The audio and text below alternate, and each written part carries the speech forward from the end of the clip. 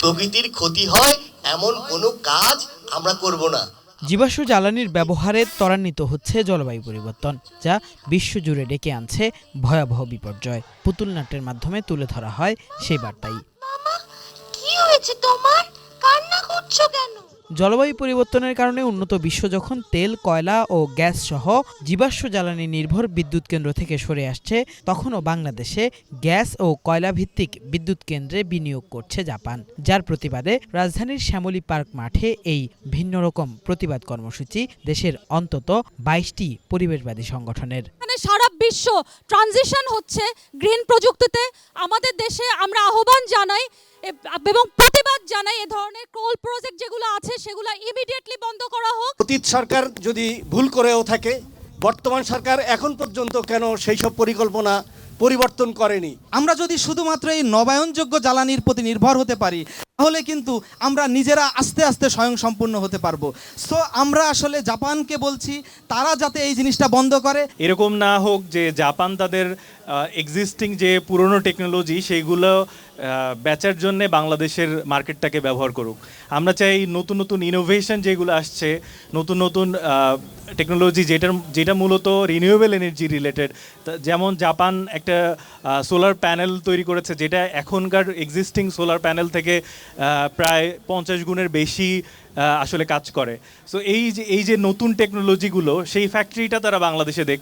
ফ্ল্যাশমব ও পুতুল নাট্যের মাধ্যমে ব্যতিক্রমী এই প্রতিবাদ কর্মসূচিতে দেশে কয়লা ও গ্যাস ভিত্তিক বিদ্যুৎ কেন্দ্রের জন্য জাপানের বিনিয়োগকারী সংস্থাগুলোর পাশাপাশি দেশের নীতি নির্ধারকদেরও দায়ী করা হয়। এতে জ্বালানি নিরাপত্তা বিঘ্নিত হচ্ছে বলে দাবি করে দ্রুত জীবাশ্ম জ্বালানি ভিত্তিক বিদ্যুৎ কেন্দ্র থেকে সরে আসারও আহ্বান জানান বক্তারা।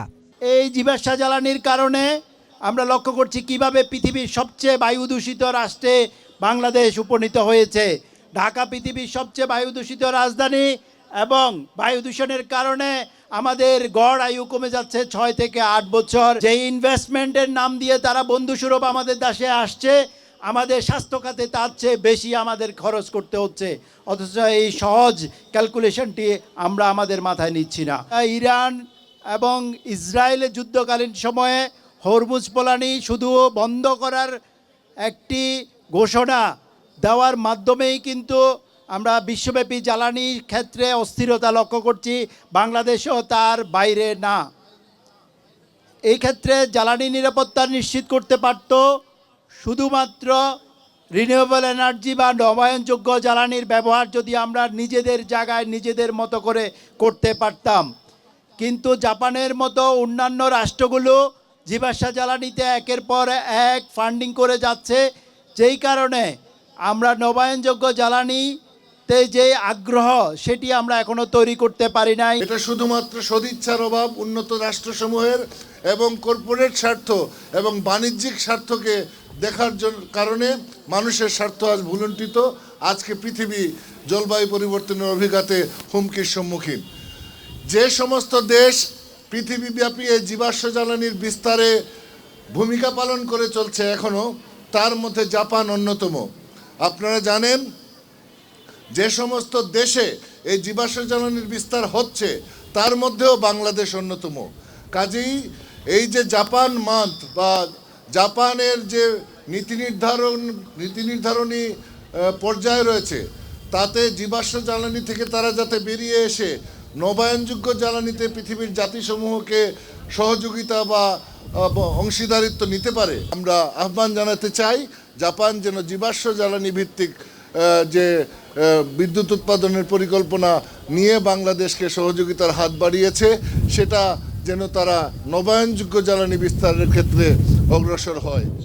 সম্প্রতি বাংলাদেশকে খাদ্য নিরাপত্তায় সক্ষমতা বৃদ্ধি ও মাতারবাড়িতে কয়লাভিত্তিক বিদ্যুৎ কেন্দ্র নির্মাণ প্রকল্পের জন্য ৬,৭০০ কোটি টাকা ঋণ দিতে চুক্তি স্বাক্ষর করেছে জাপানের উন্নয়ন সংস্থা জাইকা।